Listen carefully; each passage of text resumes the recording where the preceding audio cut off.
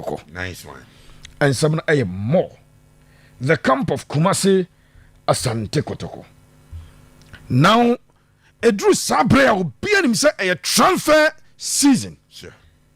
Football, you stages. Transfer new year. Not pre-season aba. Within the pre-season transfers, ekoso.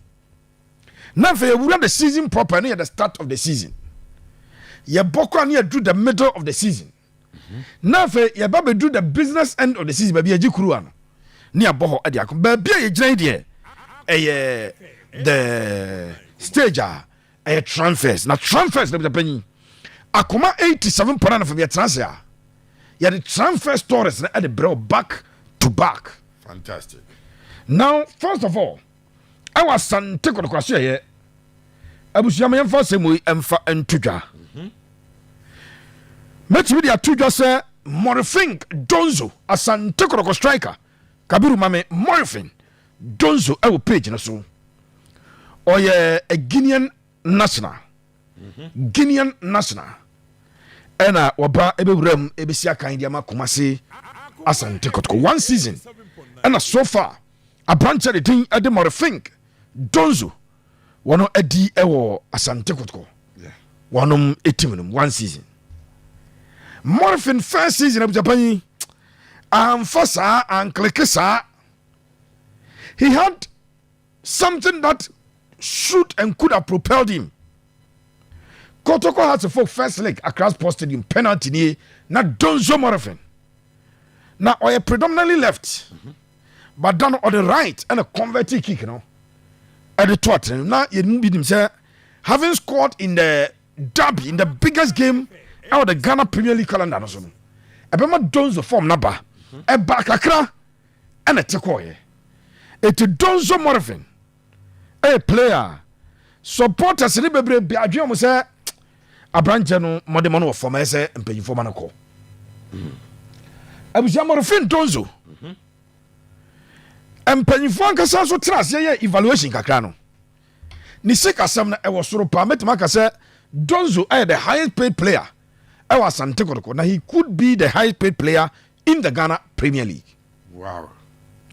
He is into thousands of US dollars. Thousands of US dollars. And wajeno busumi bia.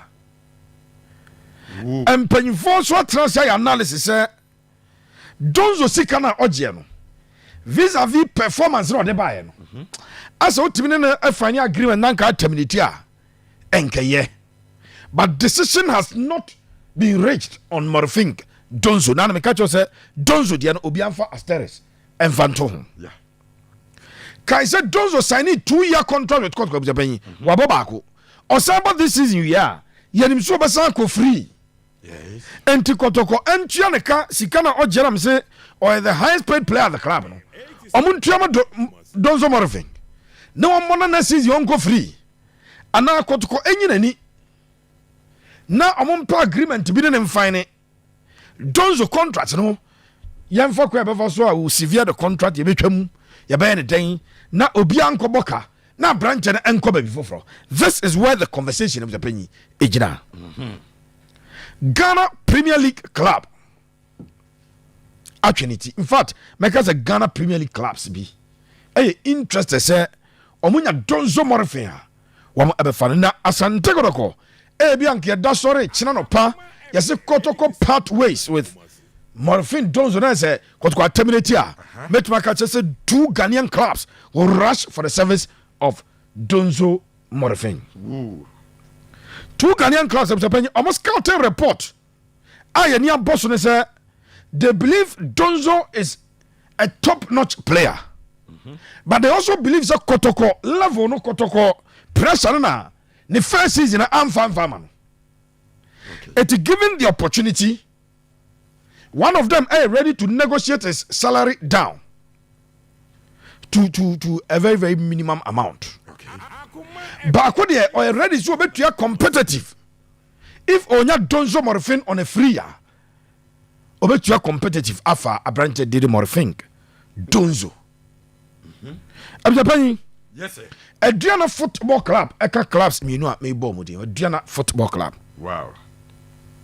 Aduana for the believe say sɛ Morphine Donzo enya a quiet atmosphere, quiet environment, and sɛ dɔmaa na n'adwuma bɛdu park hɔ he would deliver the goods for Asante for Aduana Football Club. Okay. They believe that based on the Donzo and San Wabakurimuno, on a bad player, but he had a terrible season. And the entire Kotoko machinery did not click. Into Aduana Football Club or Doma, one of my decided some Donzo Morphine if he is free. Among your minds, Omoni Kotoko be dim come see a two player there be. Bambenya branch free of Japan befa. Agency no at the almost report akoma Mediama Sporting Club say Donzo no. Our Africa Interclub competition or mark our. Okay. It is a Mediama call Africa. No man experienced strikers are or tasty action Africa no da. Donzo available our market so assuming se Kotoko ebe terminating the contract na. Makacho say the enihu ane the aswati ni din wadanse. Nice one. The minim the matete ne se Kotoko epentem cancel contract emrante no be da Kotoko ase. No maji 3 months compensation, 6 months compensation, 5 months compensation. Adia chepe they will be unveiled somewhere.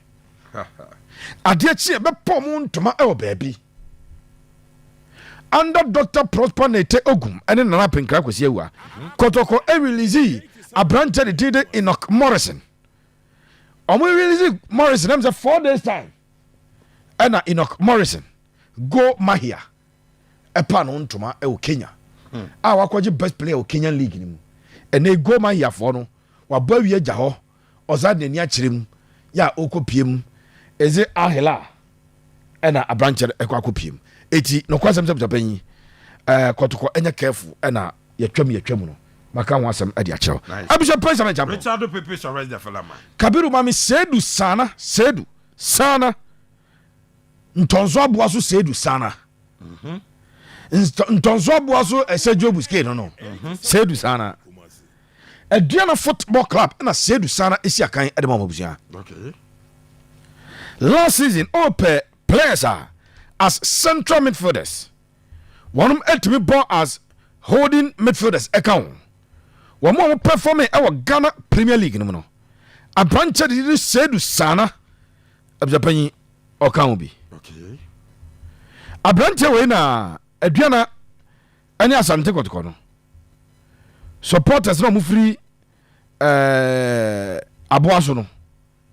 A buy on my support your Moka. Yeah. Okay, sir. Accident because here.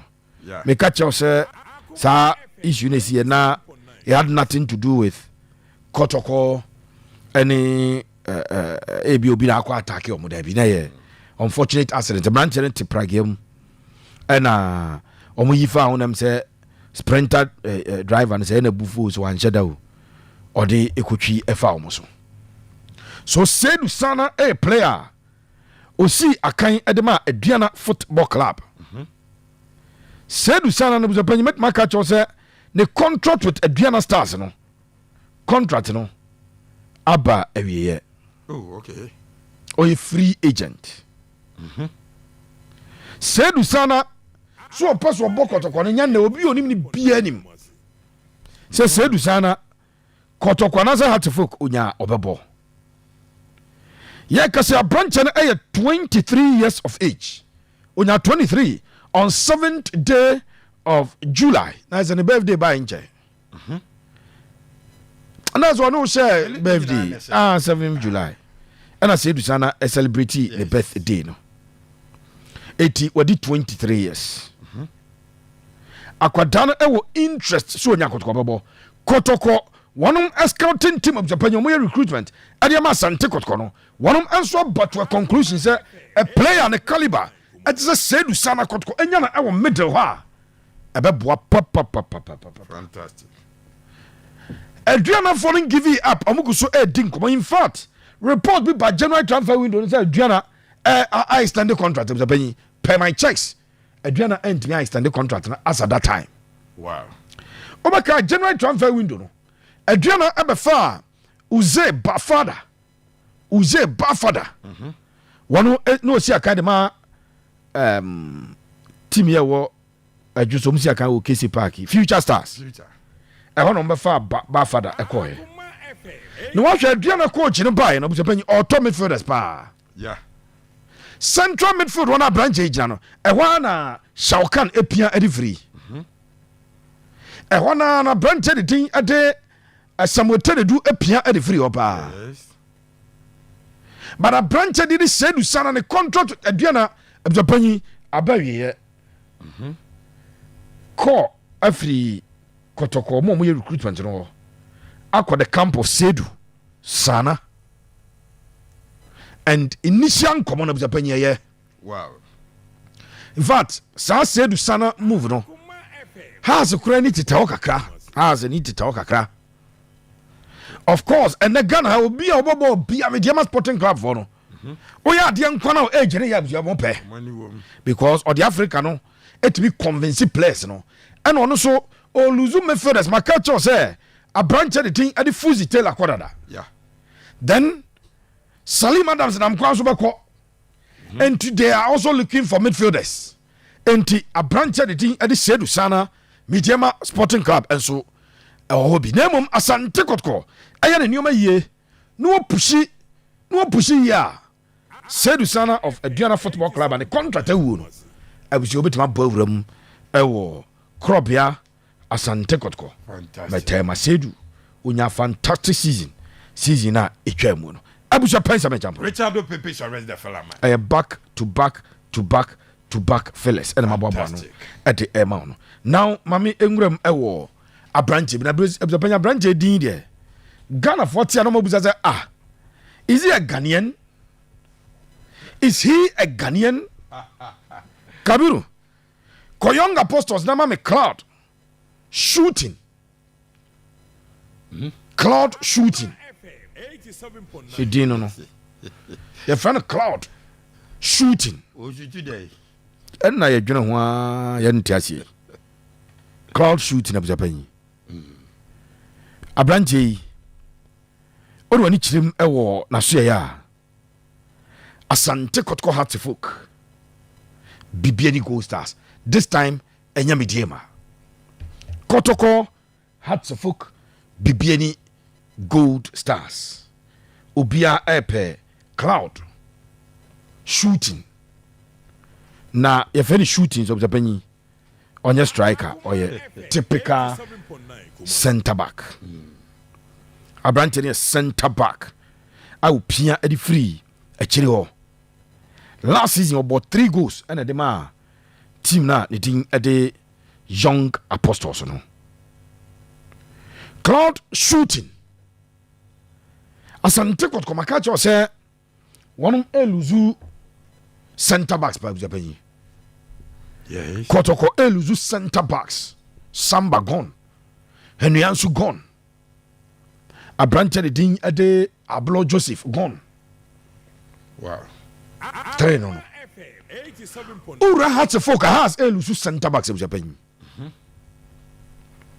A branch of the ding a day Calvin or SCB. The contract with Hatsefoka a baby here. The contract with Hatsefoka a baby here. Okay. What do I need them? I Hatsefoka na. Ombefa can find our former player, former national under 20 and 23 centre back, David Opafrane. David Opafrane contract with Hatsefoka a baby here. Okay. Omo centre backs. It is a mechanical has a centre backer. Premise ni Kotoko a centre backer. Premise ni Matisse Bibiani Gold Stars and your young apostles boy and did a Cloud shooting one epeno. Abjapani no question say a branch no are willing to move on. Fantastic. And Comodiano ni age no Emma Kotoko for no any ebre more. Okay. Now no be busan pepe Kotoko one a recruitment bondi chire and I'm say hey the way recruitment o madu minimum di ba no mo recruitment And Asante Kotoko set up, they say, we are not expecting CEO again. We have a chance the board chair and the executive chairman or any juma. Etinya dia change CEO appointment to be say, see there be we are not waiting for any appointment. CEO sembia any appointment to be any. And Kotoko no Stanley. I'm sure Baba did 2 days on cry. No one touch it down, Kumasi. So a one coach ama or Baba head coach, director of football. Say coach the party or director of football. No. Or Masasia or more a dim como. A branch the thing at the shooting. Now, if the Panyun is a shooting, no. Or GPL player of the month. And you're the team player of the month too. Ghana Premier League near Boni, I can be as a pa. 80 na month by a match.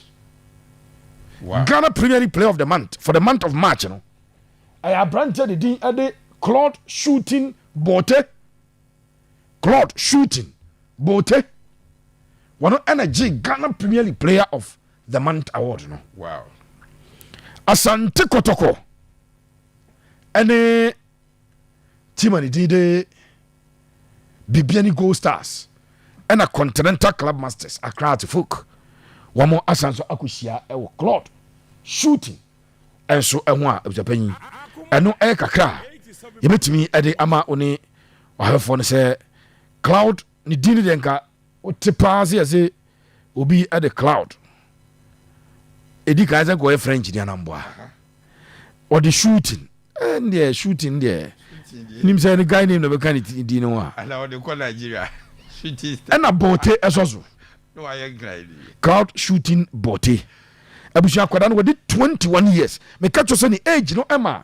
Kotoko ni ko mo because kotoko age category na. One happening age no masati amomo. Abranted edem. And young apostles are ready to sell some of the players to finance or more transfers and in the season said in Yamako.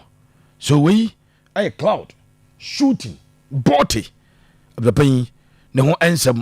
And I may at the amount maybe cloud shooting bote and so I'm surprised I'm a jumper. Papers arrest the fella man. Hands of folk see you. Hands of folk see you. Emuna. Egusua unmotivated has supporters now. Any motivation ke to akura. Hands of folk. Omu empty no guso unmotivated. No ya dey on social media no so pa. Or say the chief supporter of Hands of folk is the board chairman Tugbe Afede. The 16th. The Bible says, where your treasure is, that is where your heart is. If the majority shareholder and current bankroller hasn't given up, why do you want to give up? We a heart folk. Empty no.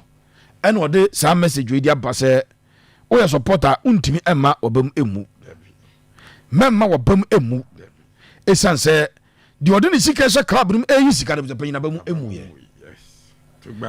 Hearts of folk, I a double appointment to Japan, double appointment. Also, Hearts of folk. Nice one. Has Alpha, former Black Stars #1 goalkeeper, former Black Stars goalkeepers trainer, Richard Olele Kingston. Wow. Has assigned as honest goalkeepers trainer. So, Richard Olele Kingston. Wow. Oh no, with my friend Farouk Gazoy. Yeah, Farouk Gazoy. That's a deal. Oko take no. Yeah, Kobo Galatasaray. Na Kabiru ai we ni anwo. Ti.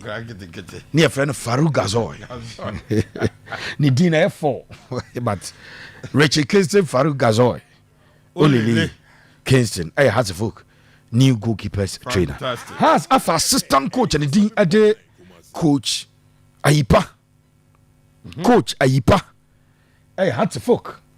One more assistant coach. Wow. The air training saying Yami Monday has ebe announce it. Already ding adding the Boja couple as the head coach of the Continental Club Masters. Glorious Accra Hatfolk. Beautiful people with beautiful colors.